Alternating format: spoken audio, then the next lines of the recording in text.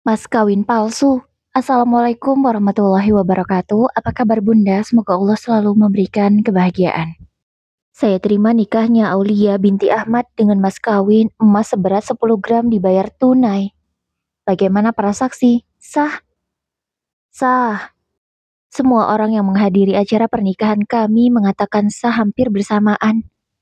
Mereka turut berbahagia, terlebih kami berdua.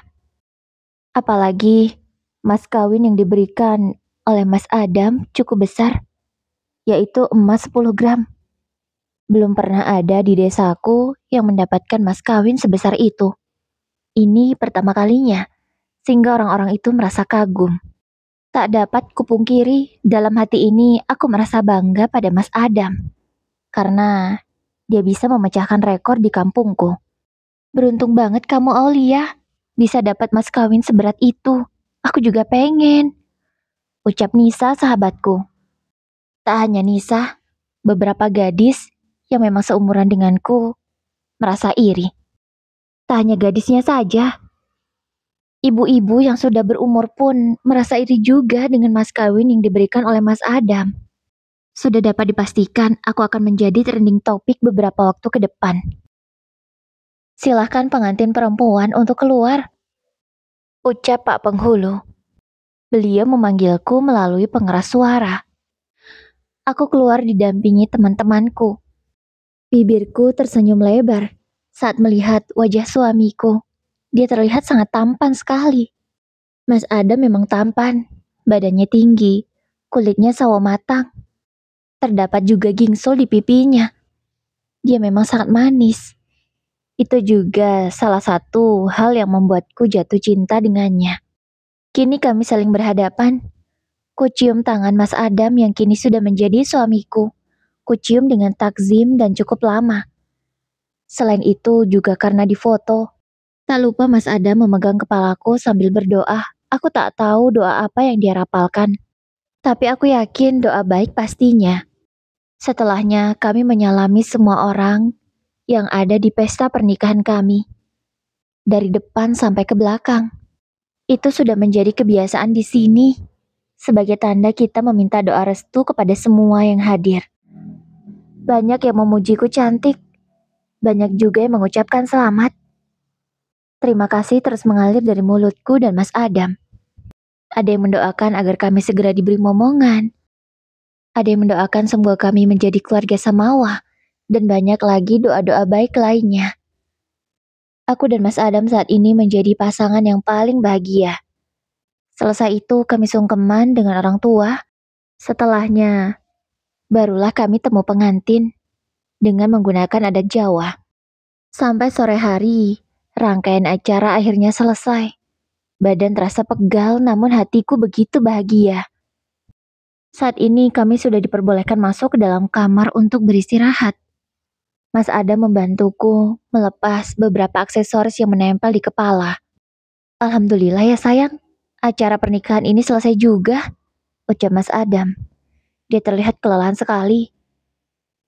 Iya mas, alhamdulillah. Aku juga senang dan lega. Akhirnya kita sah menjadi pasangan suami istri setelah sekian lama. Ya aku dan Mas Adam memang sudah cukup lama dekat. Kalau kata orang-orang mah, kredit motor juga udah lunas. Ya aku dekat dengannya sudah 4 tahun dan baru dinikahi sekarang.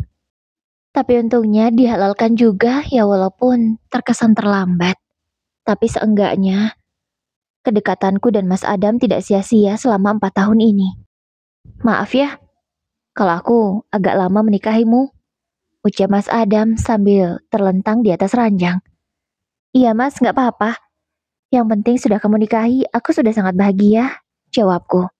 Setelahnya aku pamit mandi, karena sudah gerah sekali. Pasalnya dari kemarin aku tak diizinkan mandi, takut hujan katanya. Jadi setelah ini barulah boleh mandi.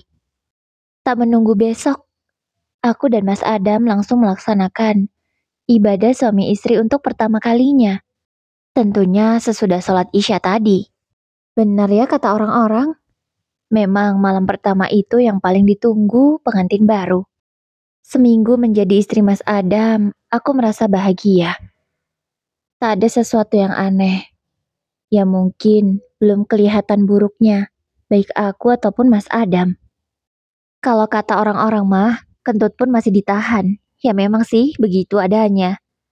Jadi, keburukan satu sama lain belum terlalu kelihatan.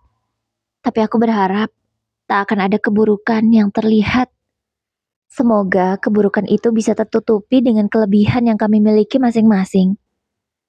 Seminggu sudah kami menjadi pasangan suami istri. Saatnya aku diajak tinggal di rumah Mas Adam. Mas Adam tinggal bersama ibu dan juga adiknya. Alhamdulillah, aku disambut sangat baik oleh keluarga suamiku itu. Dari dulu memang hubungan kami cukup baik. Aku juga sangat akrab dengan adik Mas Adam. Karena aku dan dia hanya beda 2 tahun saja, jadi seperti bestie. Assalamualaikum, ucapku. Waalaikumsalam. Menantu ibu sudah sampai. Ibu sudah menunggu kamu dari tadi. Ayo masuk, nak. Ibu mertua dengan ceria menyambut kami. Aku senang, tak lupa ku cium tangan beliau dengan takzim. Ayo, langsung ke dapur saja kita makan. Ibu sudah masakkan makanan spesial untukmu. Lanjutnya, aku merasa bahagia karena memiliki mertua yang sangat baik dan perhatian. Ya, nggak mau menolak dan mengecewakan beliau. Aku langsung makan bersama Mas Adam. Kami makan bersama. Masakan mertuaku dari dulu memang nggak pernah gagal. Selalu enak. Tak kalah dengan masakan ibuku. Makasih ya, Bu. Aulia suka banget, ucapku. Alhamdulillah kalau kamu suka. Semoga kamu betah tinggal di sini ya. Ibu mengatakannya sambil tersenyum. Matanya tampak berbinar. Insya Allah, Bu. Pasti aku betah. Ibu sama Dinda kan sangat baik. Jawabku. Amin. Ibu senang banget kamu mau tinggal di sini. Mulai hari itu, aku baru merasa memiliki kehidupan yang baru. Tinggal di rumah mertua bersama suami. Kalau kemarin, belum terasa perbedaan sih. Hanya ada suamiku saja yang tinggal sekamar denganku. Nah, kalau sekarang benar-benar terasa sangat berbeda. Aku bangun lebih pagi daripada biasanya ketika masih tinggal di rumah. 4:30 aku sudah bangun. Yang pertama aku lakukan adalah memasak nasi. Itu yang diajarkan ibuku. Kalau bangun, yang paling utama adalah memasak nasi. Atau memanasi nasi jika masih ada sisa nasi kemarin. Jika masih layak dimakan. Setelahnya lihat cucian, direndam dulu. Kalau sudah cukup waktunya baru dicuci. Ya begitulah ibuku mengajarkan. Tak lama, azan subuh berkumandang. Kubangunkan Mas Adam yang masih tidur. Dia pun langsung bangun. Dan langsung ke surau untuk melaksanakan sholat subuh. Kalau aku sholat di rumah saja. Sementara ibu mertua dan Dinda juga sudah bangun. Alhamdulillah kebiasaan di sini tak jauh beda dengan kebiasaan di rumah. Jadi aku nggak terlalu kaget. Sudah masak nasi, nak? Tanya ibu mertua aku dengan lembut. Sudah, Bu. Itu kayaknya udah matang, jawabku. Oh iya, Bu. Hari ini sarapannya apa ya? Aku masih bingung. Aku bertanya pada ibu mertua. Terserah mau masak apa. Kami biasa makan berat kok kalau sarapan. Sekalian untuk makan siang. Paling nanti makan malam masak lagi yang baru, jawab beliau. Aku pun paham. Ku cek kulkas, melihat sekira apa yang bisa aku masak. Hanya ada daging ayam, kol, wortel, daun bawang, dan daun seledri. Kuputuskan untuk membuat bala-bala. Lalu nanti aku akan masak sambal ayam. Yang masih bingung sayurnya. Apa nanti tunggu tukang sayur lewat aja ya? Ternyata di sini pukul 6 sudah ada tukang sayur lewat. Buru-buru aku keluar untuk membeli sayur kacang. Jadi untuk sarapan dan makan siang nanti, ada sayur kacang tumis, sambal ayam, serta bala-bala. Jam 8, semua pekerjaan sudah beres. Saatnya kami sarapan bersama. Ya, memang biasa mereka makan jam segini. Aku pun mengikuti saja kebiasaan di sini. Gimana? Enak gak masakan Aulia? Tanya aku pada semua. Enak kok, jawab Mas Adam. Enak, nak. Rasanya nggak jauh beda sama masakan ibu. Kini Dinda juga ikut menyahut. Masa sih? Pasti lebih enak masakan ibu lah. Kalau masakan mbak mah nggak seberapa, ucapku. Enak Aulia, benar kata Dinda, hampir mirip sama masakan ibu. Cuma masakan kamu lebih pedas saja, kata ibu. Oh, ibu nggak bisa makan pedas ya? Aku langsung merasa tidak enak. Bisa kok nak, tapi lain kali cabenya dikurangi sedikit ya, kata ibu. Ibu menyampaikannya dengan kata-kata yang menurutku tidak menyinggung. Jadi aku merasa biasa saja. Oh baik bu, maaf ya bu tadi Aulia tidak tanya dulu. Di sini bisa makan pedas atau enggak? Ya kalau di rumah aku memang masak cukup pedas. Tapi ternyata keluarga suamiku tidak begitu bisa makan pedas. Ya sayang nggak apa-apa, ini sudah enak kok. Pukul 8:30 suamiku baru berangkat ke bengkelnya. Ya memang biasa, Mas Adam membuka bengkelnya pukul 9 pagi. Karena pekerjaan rumah udah selesai semua, aku gabut nggak tahu mau ngapain. Jadi kuputuskan untuk menyusul suamiku saja sekalian bawakan makan siang untuknya. Bu, Aulia pamit dulu ya mau ke bengkel. Mau antar makan siang untuk Mas Adam. Pamitku. Iya, sana. Kasihan suami kamu kalau nggak diantarkan makanan. Dia kebiasaan, kalau nggak dia nganterin makanan lupa makan, kata ibu. Aduh, kasihan banget Mas Adam. Ya udah bu, aku ke bengkel dulu ya. Kurang lebih begitulah rutinitasku sehari-hari. Aku yang sudah berhenti kerja, ya kerjaanku hanya mengerjakan pekerjaan rumah. Kalau sudah selesai dan gabut di rumah, aku ke bengkel nemenin suamiku. Di bengkel, Mas Adam punya 2 orang karyawan. Ya alhamdulillah bengkelnya cukup ramai. Tapi ada satu hal yang membuatku kurang nyaman. Mas Adam tetap ngasih uang belanja untuk ibunya. Bukan aku tak suka, aku nggak masalah sih. Tapi maksudku, aku mau kalau uang belanja di rumah ini biar aku saja yang mengatur. Ibu dikasih saja uang jajan. Tapi tidak begitu kemauan Mas Adam, biar ibu saja mengatur uang katanya. Sementara aku yang dikasih uang jajan. Uang jajan yang dikasih Mas Adam 1 juta per bulan. Ya emang cukup, karena nggak untuk apa-apa. Aku juga jarang jajan, paling hanya beli skincare. Yang menghabiskan uang 300.000, itu pun kepake untuk 3 bulan. Sebenarnya, malah enak-enak aja sih, aku nggak harus pusing mengatur uang. Tapi agak gimana juga, karena sebagai istri, aku juga ingin merasakan seperti istri-istri lain yang pusing mengatur uang rumah tangga. Terdengar aneh, tapi memang itu keinginanku. Namun mungkin saat ini aku belum bisa merasakannya. Sabar saja deh. Kehidupan rumah tangga yang cukup damai ini tiba-tiba harus dikejutkan dengan peristiwa yang cukup menyedihkan. Suamiku kecelakaan. Dia mengantuk saat pulang dari tempat saudara.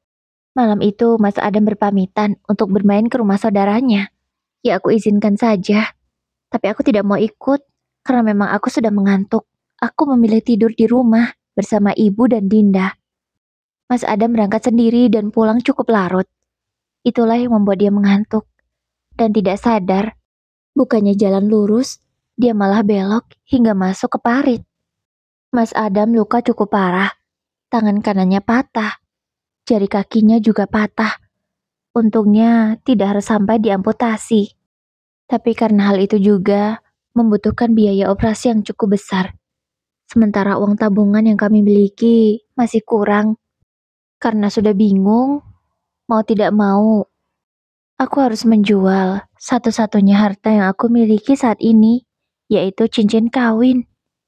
Daripada suamiku tidak mendapatkan perawatan, lebih baik kurelakan saja cincin ini.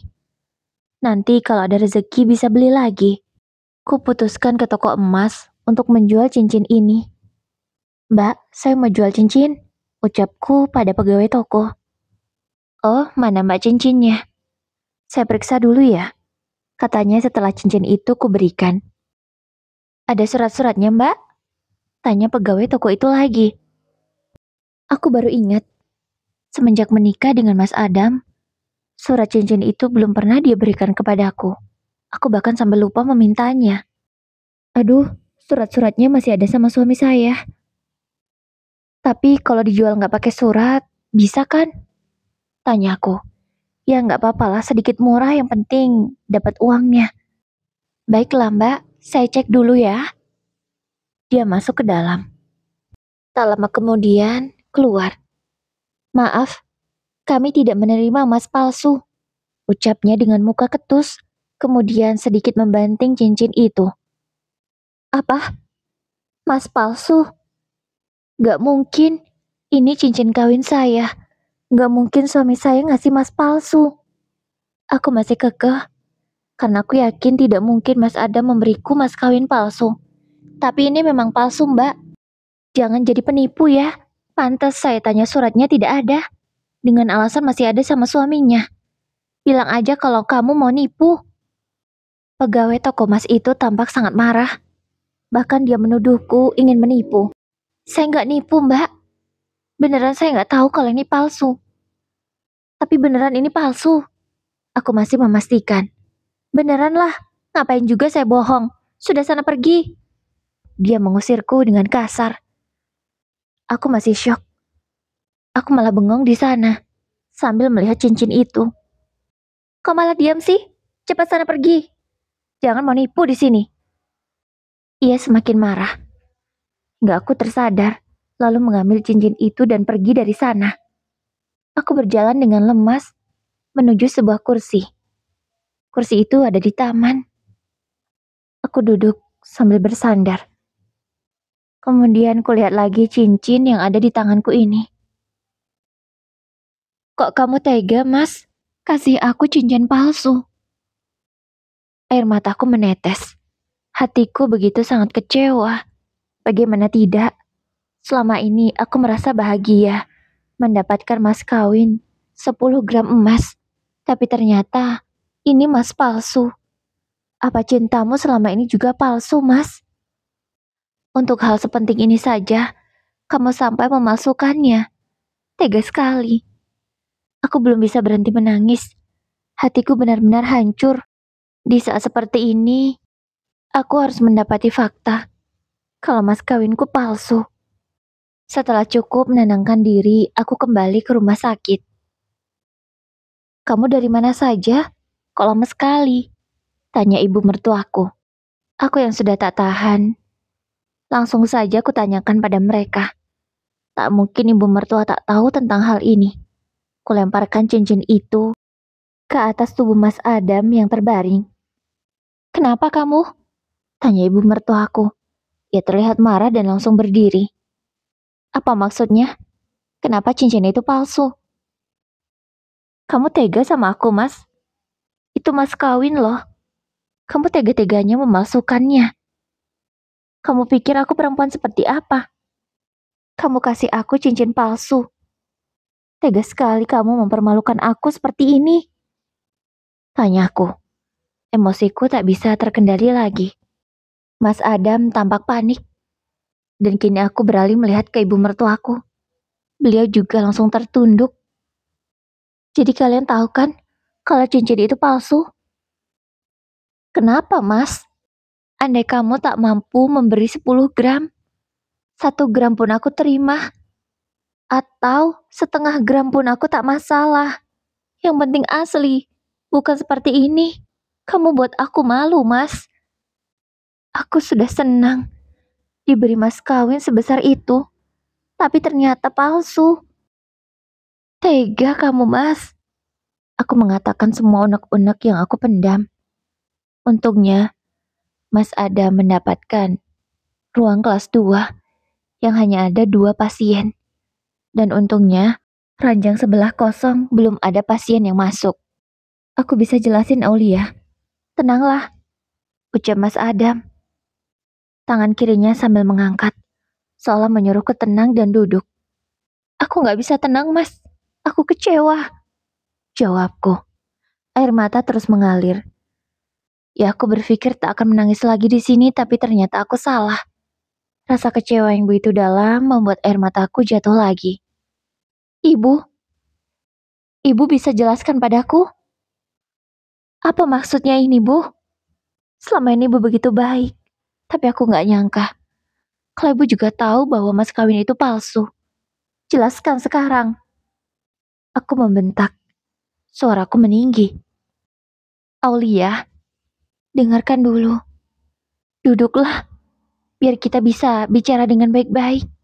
Aku memilih menurut. Aku duduk.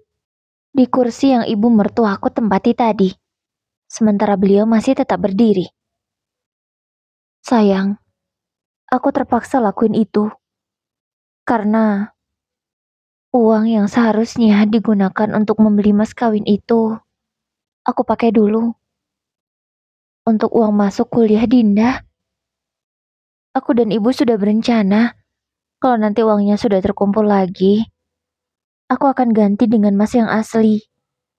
Maaf sayang, bukan aku bermaksud untuk menghancurkan harga dirimu dan membuat kamu malu. Tidak, kan aku dulu pernah bilang sama kamu, aku akan kasih kamu mas kawin 10 gram. Aku anggap itu janji. Makanya aku harus tepati. Tapi maaf, semua tidak sesuai rencana. Dinda keburu daftar kuliah, dan aku gak mau hancurkan mimpi adikku. Itu juga yang membuat aku sampai sekarang belum bisa kasih uang belanja rumah ke kamu. Aku masih kasih ke ibu, karena ibu biar mengaturnya sampai uang itu cukup untuk membeli mas kawin yang asli. Penjelasan dari Mas Adam menurutku tidak masuk akal. Seharusnya dia jujur saja dari awal. Mungkin aku tidak akan sekecewa ini. Kenapa kamu harus bohong? Lebih baik kamu jujur saja. Mungkin aku tak akan semarah ini sama kamu. Sekarang aku benar-benar kecewa. Maaf sayang, tidak maksudku untuk begitu. Ucap Mas Adam lagi. Iya Aulia, bukan maksud Adam ingin membohongi kamu. Tapi kenyataannya memang begitu nak. Maafkan Adam ya, maafkan ibu dan Dinda juga. Sementara Dinda, dia hanya menunduk sedari tadi. Apakah dia merasa bersalah? Entahlah. Atau selama ini sikap baik mereka untuk menutupi kesalahan ini, aku juga tak tahu. Aku masih kecewa, Mas. Maaf, kalau untuk sementara ini, aku pulang ke rumah orang tuaku dulu. Aku butuh waktu untuk menenangkan diri. Akhirnya aku putuskan untuk pulang ke rumah orang tuaku. Jangan, jangan nak. Nanti apa kata orang tua kamu? Tolong mereka jangan beritahu dulu. Ibu mohon. Sekarang suamimu juga sedang sakit. Apa kata orang-orang nanti? Ucap mertuaku. Maaf bu, aku nggak peduli. Kalian saja tidak memikirkan bagaimana perasaanku. Kalian hanya mementingkan nama baik. Sudahlah, aku mau pulang ke rumah orang tuaku. Aku langsung berdiri dan keluar dari ruang rawat Mas Adam. Aku berlari supaya tak ada yang mengejarku. Ya, aku takut Dinda atau ibu mertua malah mengejarku dan mencegahku jangan pergi. Sesampainya di rumah, aku ceritakan semuanya pada ayah dan ibu. Astagfirullahaladzim. Jadi, cincin yang dikasih ke kamu itu palsu? Tanya ibu merasa terkejut. Iya, Bu. Aku menjawab dan menceritakan semua sedari tadi dengan menangis. Ya Allah, kenapa mereka tega sekali? Tapi Aulia, alasan yang dikasih Adam cukup masuk akal. Apa kamu tidak mau memberinya kesempatan kedua? Ditambah saat ini suamimu sedang sakit. Sebagai istri kamu harus mendampingi suami kamu sampai sembuh, ucap ayah. Aku maunya gitu ya, tapi aku kecewa banget sama Mas Adam. Kenapa dia tidak jujur saja dari awal? Ayah mengerti perasaanmu nak, tapi cobalah beri kesempatan pada suamimu. Setiap orang pasti punya kesalahan. Berilah dia kesempatan. Selama kamu dekat sama dia, apakah dia pernah buat kesalahan sebesar ini? Tidak kan? Sekarang mungkin saatnya kamu memberi kesempatan kedua, ucap ayah. Ya, ibu terserah kamu nak. Tapi ibu juga kecewa. Ibu malu pasti kalau semua orang tahu kamu mendapatkan mas kawin palsu. Emang apa sih jurusan kuliah yang diambil adik iparmu itu? Sampai menghabiskan uang cukup besar? Tanya ibu. Arsitek bu, jawabku. Astagfirullah. Harusnya adik iparmu itu bisa ngerti dong. Kalau kuliah arsitek mahal, ya dia bisa ambil dong jurusan yang lain. Hah, nggak ngerti deh ibu sama jalan pikiran iparmu itu, kata ibu. Aku juga nggak tahu bu. Tapi ya sudahlah, semua udah terlanjur. Aku nggak tahu. Sekarang ini aku masih butuh waktu untuk menenangkan diri. Aku mau di sini. Aku belum bisa putuskan apapun, ucapku. Ya sudah, sana istirahat, Nak. Ibu mengerti perasaan kamu. Aku masuk ke dalam kamarku, yang memang sudah sangat aku rindukan berbulan-bulan ini. Hal yang aku lakukan ketika sedang galau seperti ini adalah tidur. Ya, tidur adalah salah satu kegiatan yang bisa membuatku tenang. Aku bangun di sore harinya. Mungkin kelamaan tidur, aku merasa pusing. Cepatlah mandi, biar badanmu segar, kata ibu. Aku menurut, aku mandi karena aku belum sholat asar. Harus buru-buru karena waktunya sudah mepet. Selesai asar, azan maghrib berkumandang. Langsung saja kulaksanakan sholat maghrib. Tapi kenapa rasa pusingnya tidak hilang juga? Ibu, punya paracetamol nggak? Kepalaku pusing. Pintaku pada ibu. Nggak punya, Nak. Apa kita ke rumah sakit saja? Beli obat, tapi diperiksa dulu, ucap ibu. Aduh Bu, beli obat di apotek saja deh, kataku malas. Jangan, kamu sudah menikah. Takutnya kepala pusing karena kamu lagi hamil. Ucapan ibu membuatku seketika teringat bahwa bulan ini aku belum datang bulan. Ayo, akhirnya aku manut sama ibu. Aku ke rumah sakit untuk periksa. Dan benar kan, aku positif hamil. Kenapa di saat-saat seperti ini, aku malah hamil? Entah aku harus bersyukur atau sedih karena ini. Nak, ini mungkin sebuah pertanda bahwa kamu dan Adam harus kembali. Apa kamu mau anakmu tak punya ayah? Kata ibu. Akhirnya setelah berpikir, kuputuskan untuk memaafkan suamiku dan memberinya kesempatan kedua. Aku diantar oleh ayah dan ibu ke rumah mertuaku. Terjadilah obrolan yang sangat serius antar orang tua. Ibu mertuaku minta maaf berkali-kali kepada kedua orang tuaku. Maafkan kami sudah membuat kecewa, ucap ibu mertuaku. Baiklah Bu Ana, saya akan maafkan kesalahan ini, tapi tolong tepati janji Bu Ana dan Adam untuk mengganti dengan mas kawin yang asli.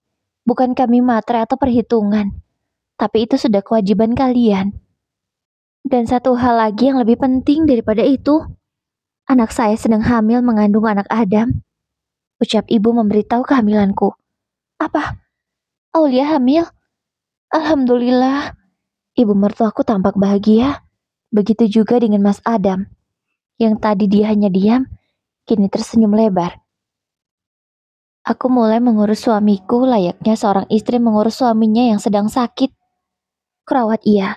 Untungnya, meskipun aku hamil, aku tidak mengalami mabuk seperti ibu-ibu yang hamil muda lainnya.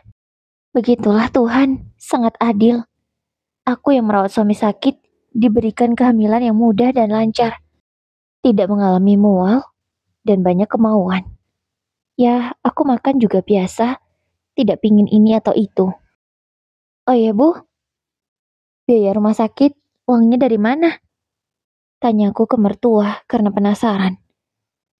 Ibu gadekan rumah ini Nak, jawab ibu. Aku kaget, ternyata ibu mertuaku sampai menggadekan rumah ini untuk biaya rumah sakit Mas Adam. Ya mau gimana lagi? Tidak ada pilihan lain. Mudah-mudahan hasil bengkel bisa untuk mencukupi semuanya ya. Lanjutnya, setiap bulan kami semua harus mengirit. Jangan sampai rumah ini disita karena tidak bisa bayar. Uang hasil bengkel harus cukup untuk semuanya. Untuk makan, bayar cicilan, bayar kuliah Dinda. Dan ibu mertua tetap kekeh menabung supaya bisa segera memberiku mas kawin yang asli. Kehidupan ini benar-benar terasa sulit.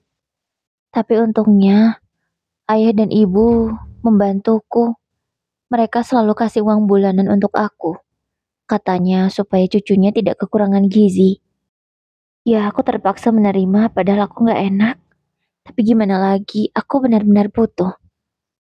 Alhamdulillah, setelah berbulan-bulan, kesehatan Mas Adam semakin membaik. Tangannya yang patah sudah pulih meskipun belum bisa beraktivitas seperti biasanya. Tapi setidaknya sudah jauh lebih baik. Sementara aku sendiri, kandunganku sekarang sudah 9 bulan. Sebentar lagi akan melahirkan. Untunglah dari uang pemberian orang tuaku, sedikit demi sedikit aku bisa menabung untuk biaya persalinan. Tapi cita-citaku untuk lahiran normal sirna seketika karena anakku tak mau keluar setelah 2 hari kontraksi. Karena takut terjadi sesuatu pada kami, akhirnya aku operasi sesar. Uang yang ditabung oleh mertuaku yang rencananya untuk mengganti mahar harus digunakan untuk operasi. Mungkin ini jalan yang terbaik. Mungkin juga aku diharuskan sabar lagi. Aku sebenarnya tidak masalah jika mas kawin itu tidak diganti dengan yang asli. Asalkan suamiku dan keluarganya tetap baik seperti ini. Mas Adam sangat bahagia setelah anak kami lahir. Alhamdulillah, aku dan putraku selamat. Waktu terus berlalu. Anakku sekarang sudah berumur 1 tahun dan cicilan rumah karena digadaikan untuk biaya operasi Mas Adam dulu baru lunas juga. Aku bangga terhadap Mas Adam. Meskipun sebenarnya dari bengkel juga sudah cukup untuk kebutuhan, tapi Mas Adam mencari penghasilan tambahan dengan berjualan online. Ia menjual perlengkapan alat-alat sepeda motor. Dan gak kusangka ternyata penghasilannya cukup lumayan. Dia bilang uang hasil penjualan itu akan ditabung untuk mengganti mas kawin yang sempat dia palsukan dulu. Ya, Mas Adam masih berusaha untuk memenuhi janjinya. Ia juga memohon padaku agar bersabar dan memberinya kesempatan. Karena aku mencintainya dan ada anak di antara kami, tentu saja akan kuberi kesempatan itu. Setelah 1 tahun menabung dari hasil penjualan, Mas Adam baru bisa benar-benar menepati janjinya. Ya, dia benar-benar mengganti mas kawin palsu itu dengan mas kawin yang asli. Cincin 10 gram sudah ada di hadapanku. Dan saat ini tinggal ia memakaikannya di jari manisku. Dan sekarang anak kami sudah berumur 2 tahun. Maaf sayang, baru sekarang aku bisa ganti cincin itu. Maaf ya. Mas Adam bahkan sampai menangis mengatakannya. Ia mencium tanganku berkali-kali sambil meminta maaf. Maafin aku, katanya sekali lagi. Iya mas, aku sudah maafkan. Aku pasangkan ya cincinnya, ucap Mas Adam. Entah mengapa, aku begitu terharu. Di hadapan keluarga, di hadapan ibu mertua, Dinda, ayah dan ibuku, Mas Adam memasangkan cincin itu di jari manisku. Kalau anak kami sudah tidur. Ayah, ibu, maafkan Adam ya. Adam sudah membohongi kalian. Maafkan Adam baru sekarang bisa memenuhi janji itu. Ucap Mas Adam kepada ayah dan ibu. Iya Dam, gak apa-apa. Yang penting jangan diulangi lagi Dam. Kasihan Aulia. Lebih baik kalau ada apa-apa saling terbuka dan jujur. Supaya bisa dicari jalan keluar yang terbaik. Jangan seperti kemarin. Ucap ayah dengan tegas. Mas Adam mengangguk paham. Begitulah Bunda. Apakah ada yang pernah mengalami kisah yang sama? Lalu, apa yang Bunda putuskan? Memberi kesempatan atau memilih mengakhiri pernikahan? Boleh komen di bawah ya Bunda. Intinya, harus dikomunikasikan jika ada apa-apa. Supaya tidak salah paham begini. Karena kunci hubungan yang sehat adalah komunikasi yang baik. Baiklah Bunda, semoga bisa diambil hikmahnya dan terhibur. Wassalamualaikum warahmatullahi wabarakatuh.